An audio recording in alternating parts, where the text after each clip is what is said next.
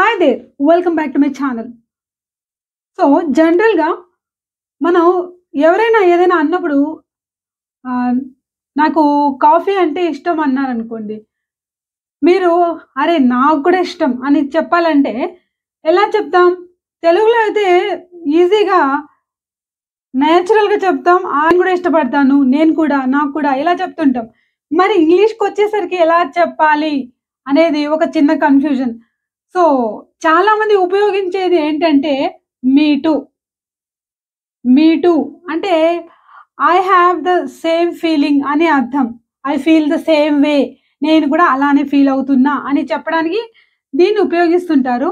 మరి ఇది కాకుండా ఇంకొంచెం ఫార్మల్‌గా, అడ్వాన్స్డ్‌గా చెప్పాలంటే ఎలా చెప్పాలి అన్న దాని గురించి ఇప్పుడు డిస్కస్ చేద్దాం. ఇలాంటి సెంటెన్సెస్ చెప్పడానికి మనం ఏం ఉపయోగించొచ్చు అంటే so plus helping verb plus subject. So, ఏంటి? సో, మనం కొన్ని ఎగ్జాంపుల్స్ ద్వారా దీన్ని అర్థం చేసుకునే ప్రయత్నం చేద్దాం. ఇందాక మనం చెప్పుకున్నట్టు I like coffee. I like coffee. నాకు కాఫీ అంటే ఇష్టం. మరి మీరు నాకు కూడా అని చెప్పాలనుకుంటే ఏం చెప్పచ్చు? మీ టూ అని కాకుండా ఇంకొంచెం బాగా చెప్పాలనుకోండి. ఎలా చెప్పాలి అంటే so plus helping verb do I. So do I అంటే నాకు కూడా. ఎందుకు సో డు ఐ అని అంటున్నామంటే, ఇక్కడ లైక్ అనేది ఏంటి? Present tense.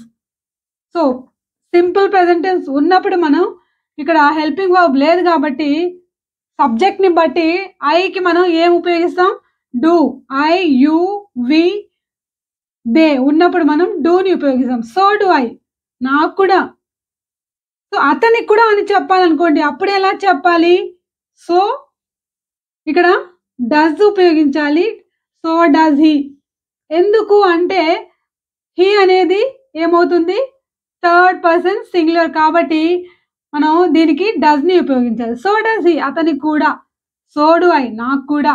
నాకు కూడా అని చెప్పడానికి ఇంకో రకంగా కూడా మనం చెప్పొచ్చు. అది మీ ఈదర్. నాకు కూడా. మీ ఈదర్ అని కూడా చెప్పొచ్చు. నేను కూడా నాకు కూడా ఇష్టమే. నేను కూడా ఇష్టపడతాను అని చెప్పాలనుకోండి. మీ ఈదర్‌ని కూడా యూజ్ చేయొచ్చు. సో డు ఐకి బదులుగా. సో, నేను అలసిపోయాను అని చెప్పాలంటే ఐ యామ్ టైర్డ్ అంటాం. మరి ఇక్కడ హెల్పింగ్ వర్బ్ ఏముంది? యామ్ ఉంది. సో, నేను కూడా అలసిపోయాను అని చెప్పాలనుకోండి.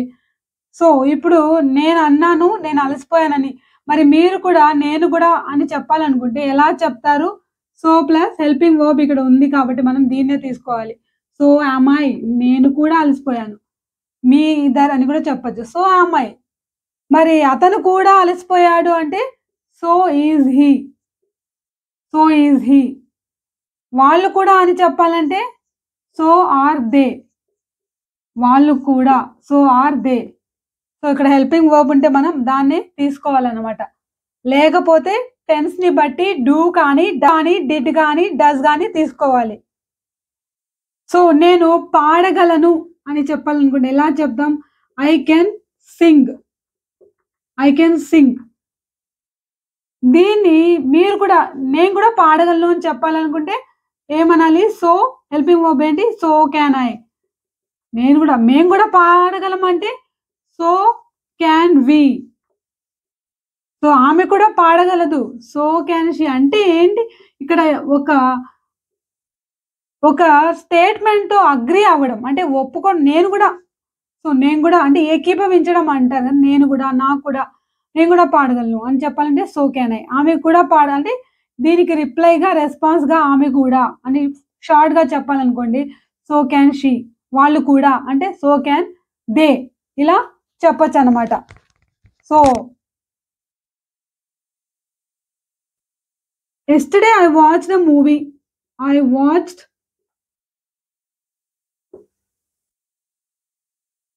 Watched a movie. నిన్న నేను ఒక మూవీ చూసాను. సండే నేనొక మూవీ చూసాను అని చెప్తే, మీరు కూడా లేదు అవతలి వ్యక్తి నేను కూడా చూసాను అని చెప్పాలనుకోండి. ఎలా చెప్తాడు? సో నేను కూడా అని చెప్పాలంటే ఇక్కడ హెల్పింగ్ వర్బ్ అనేది లేదు. కానీ ఈ వర్బ్ ఏ టెన్స్‌లో ఉందో దాన్ని బట్టి మనం డూ కానీ, డిడ్ కానీ, డస్ గానీ తీసుకోవాలి. సో ఇది పాస్ట్ టెన్స్ కాబట్టి ఇప్పుడు మీరే ఊహించొచ్చు. ఏం తీసుకోవచ్చు. సో డిడ్ ఐ, నేను కూడా, అతను కూడా అని చెప్పాలన్నా so did he. Past tense కాబట్టి డిడ్ అలాగే ఉంటుంది. So, so did he. లేదు ఇక్కడ ప్రెజెంట్ పర్ఫెక్ట్ టెన్స్ వచ్చింది. I have watched a movie అని. అప్పుడు మనం ఏం తీసుకోవాలి అంటే ఈ హెల్పింగ్ వర్బ్‌ని మనం తీసుకోవాలి. సో ఎలా? సో హావ్ ఐ అనాలి. So have I. అదే హి అనేది థర్డ్ పర్సన్ కాబట్టి ఏమనాలి? సో హాస్ హి అనాలి. సో వాళ్ళు అని చెప్పాలంటే so have they. So she కానీ, హి కానీ లేదా ఏదైనా పేరు వచ్చిందనుకోండి అప్పుడు మనం హాస్‌ని ఉపయోగించాలి. సో, సో హాస్ హి అతను కూడా అని చెప్పాలంటే ఇలా చెప్పొచ్చు. ఇప్పుడు నెగెటివ్ సెంటెన్సెస్ ఎలా చెప్పాలో చూద్దాం.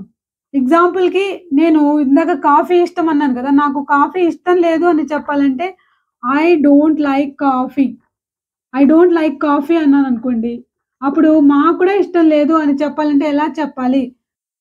సో, దీని స్ట్రక్చర్ మారుతుంది. నెగెటివ్ సెంటెన్సెస్ చెప్పేటప్పుడు నీదర్ ప్లస్ హెల్పింగ్ వర్బ్. ఇక్కడ హెల్పింగ్ వర్బ్ ఏంటి? డూ ఉంది కాబట్టి నీదర్ డూ ఐ అనాలి. ఇక్కడ నీదర్ డూ ఐ అని ఎందుకు అనాలంటే నీదర్ అనేది నెగెటివ్ కాదు అన్న మీనింగ్ ఇస్తుంది కాబట్టి నీదర్ డూ ఐ అనాలి. ఎందుకంటే ఆల్రెడీ ఇక్కడ మనం నెగెటివ్ కాదు అన్న దాన్ని ఎక్స్‌ప్రెస్ చేస్తున్నాం నీదర్ ద్వారా. కాబట్టి ఇక్కడ డూ రావాలి. నీదర్ డోంట్ ఐ అనకూడదు. Neither do I. నేను కూడా ఇష్టపడను. నాకు కూడా ఇష్టం లేదు. Neither do I. అతనికి కూడా ఇష్టం లేదు అని చెప్పాలంటే నీదర్ డస్ హి. అతనికి కూడా ఇష్టం లేదు.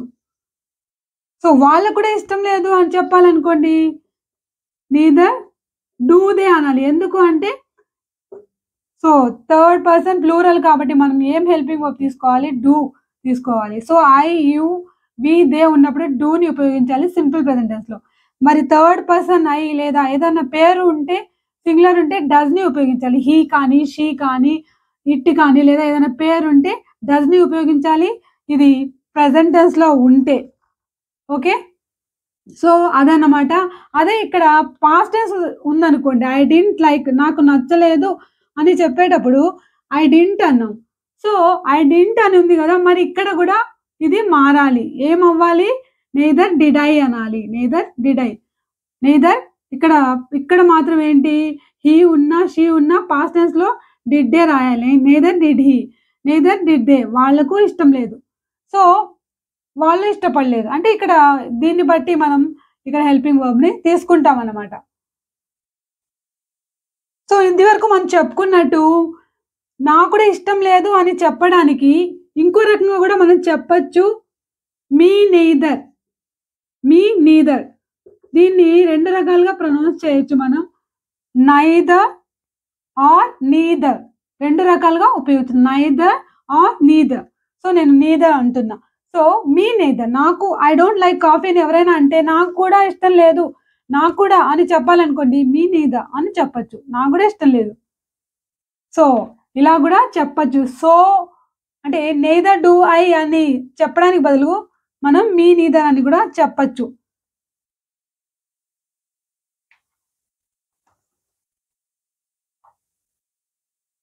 సో మీకిప్పుడు ఒక క్వెషన్ ఏంటంటే మీరు ఎంతవరకు అర్థం చేసుకున్నారో చూద్దాం.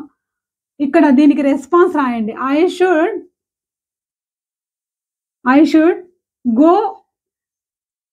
Go to the gym.